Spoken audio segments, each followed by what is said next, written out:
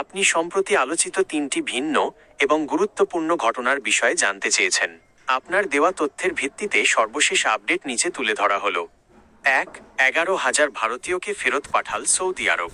২০২৫ সালের ডিসেম্বর মাসে ভারতের পররাষ্ট্র মন্ত্রণালয় এক প্রতিবেদনে জানিয়েছে যে এবছর বিশ্বজুড়ে প্রায় ২৫,০০০ ভারতীয়কে বিভিন্ন দেশ থেকে বহিষ্কার করা হয়েছে। সর্বোচ্চ বহিষ্কার এই তালিকায় শীর্ষে রয়েছে সৌদি আরব, যে দেশ থেকে ১১,০১২ জন ভারতীয়কে ফেরত পাঠানো হয়েছে। কারণ মূলত ভিসার মেয়াদ শেষ হওয়া সত্ত্বেও অবস্থান, ওভারস্টে, অবৈধভাবে কাজ করা, শ্রম আইন লঙ্ঘন এবং সঠিক কাজের অনুমতি ইকামা না থাকার কারণে তাদের বিরুদ্ধে এই কঠোর ব্যবস্থা নেওয়া হয়েছে। ২. সৌদি আরবে বিরল তুষারপাত, সাউদি স্নোফল।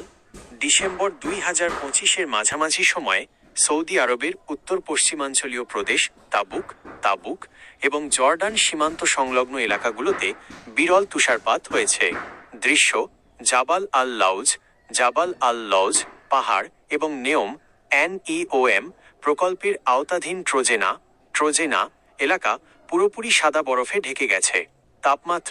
তাপমাত্রা হিমাঙ্কের নিচে -4 ডিগ্রি সেলসিয়াস নেমে আসায় মরুভূমির বুকে বরফের এই চাদর স্থানীয় ও পর্যটকদের অবাক করেছে।